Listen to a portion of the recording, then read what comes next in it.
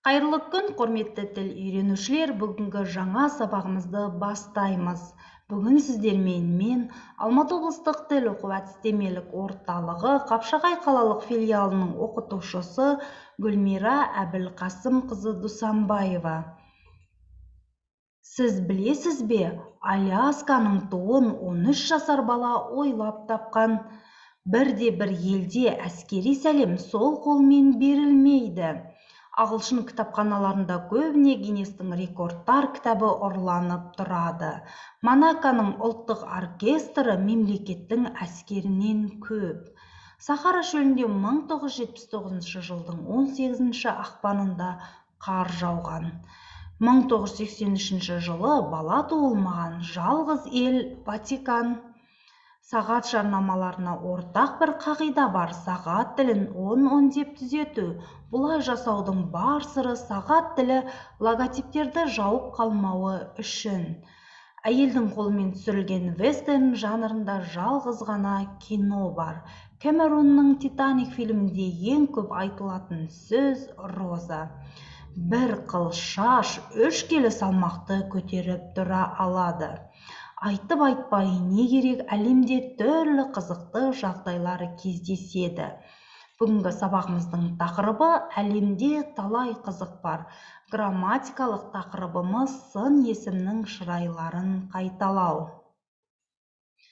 Сұраққа жауап беріңіз. Әлемде талай қызық бар, ал сіз қандай қызықты жағдайды бастан кешірдіңіз?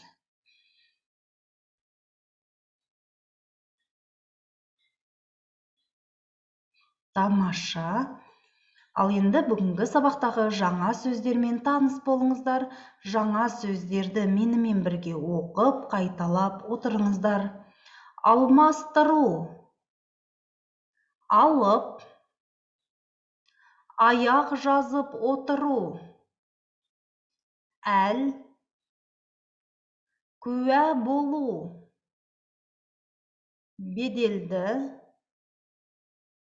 Жағдай. Қауіп. Қызық. Құр қалмау. Құбылыс. Ұзақ. Көп. Пайдалы. Сену. Сенбеу. Талап ету. Берілген жаңа сөздерді міндетті түрде өздеріңіздің сөздік дәптерлеріңізге жазып, оны жаттап алуды ұмытпаңыздар. Бірінші тапсырма: берілген жаңа сөздер мен мағынасы жуық сөздерді табыңыз.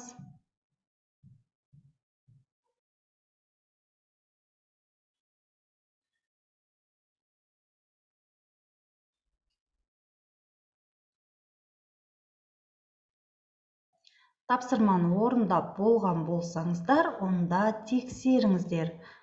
Әл, күш-жігер, алып, үлкен, беделді, атақты, сыйлы, қауіп, қатер, жағдай, ахуал, пайдалы, тиімді. Тапсырманы ойдағыдай орындадыңыздар деп сенемін. Грамматикалық тақырыбымыз сын есімнің шырайларын қайталау. Сын есімнің шырайлары жай шырай, салыстырмалы шырай, күшейтпелі шырай және асырмалы шырай болып 4-ке бөлінеді. Мысалдарына назар аударыңыздар. Жай шырайда қызыл және аласа болса, салыстырмалы шырайда қызылдау, аласарақ. Ал күшейтпелі шырай қып-қызыл, ап-аласа, ал асырмалы шырайда тым қызыл, өте аласа. Екінші тапсырма: берілген сын есімдерді түрлендіріңіз. Яғни сын есімдер бізге жай шырайда берілген. Сіздер сол сын есімдерді салыстырмалы шырай, күшейтпелі шырай және асырмалы шырай түрінде жазыңыздар.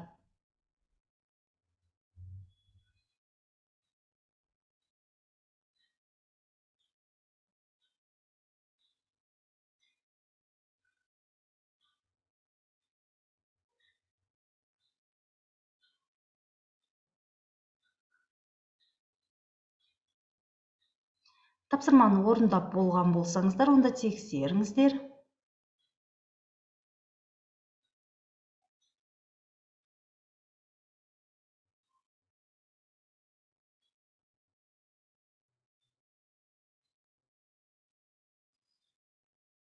Тапсырманы дұрыс орындадыңыздар деп сенемін. Ал енді оқылым мәтінін бірге оқиық. Алып жемістер. Біз көбіне жерде өсетін көкөніс жемістің ең үлкені деп қауын қарбызды ойлаймыз.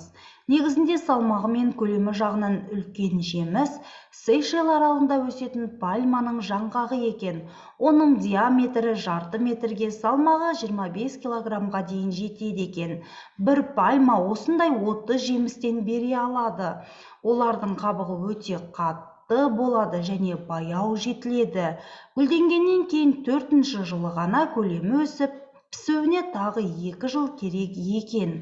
Ұзындығы 90 см, ені 50 см-ге жуық. Бұл ағаш жемісінен жергілікті тұрғындар қамыр илеп нан пісіреді. Дегенмен ең ірі жемістер ағаш басында өспейді деген пікір дұрыс. Көкөністің ішіндегі ең ірісі асқабақ. Көп сүт беретін ағаш. Бразилияда сүт беретін ағаш бар. Ол Амазонка өзенінің жағасында өседі. Жергілікті халық оны сарвейра деп атайды. Қазақшаға аударғанда емшек деген сөзді білдіреді екен. Сол сарвейра ағашының бір жерін кертіп қалса, одан сүт тәрізді ақ шырын саулап қоя береді. Өзі сүттен сәл қышқылдау, сондықтан оны алғаш тағам ретінде пайдалана қоймаған. Кейіннен ботаниктер зерттеп, оның сиыр сүтінен ешбір кем еместігін анықтаған. Халықтың айтуынша, ақ шырынға аздап су қосып пісірсе, сүттен дәмі айнымай қалады екен. Ағашты бір сауғанда 2-4 литрге дейін сүт алуға болады. Алып ара. Индонезияның қалың ормандарында алып ара тұқымы табылады. Америкалық бір газеттің жазуына қарағанда, араның ұзындығы 5 см. Бір қызығы ол термиттермен бейбіт өмір сүретін көрінеді. Оқылым мәтінімен таныстық, ал енді сіздерге тапсырма, мәтін бойынша 3 сұрақ жазыңыз.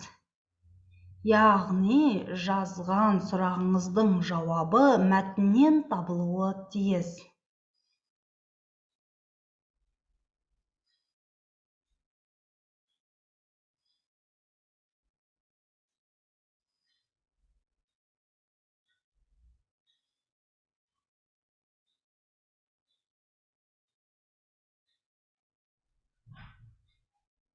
Тапсырманы орындап болған болсаңыздар, онда жазған сұрақтарыңызды оқыңыз.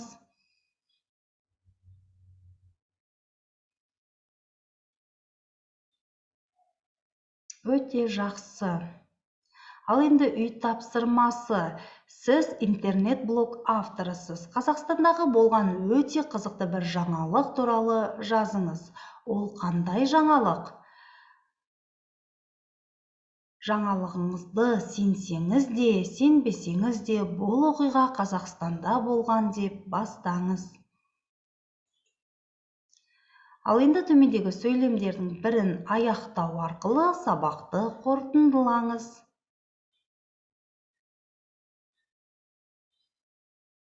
Өте жақсы.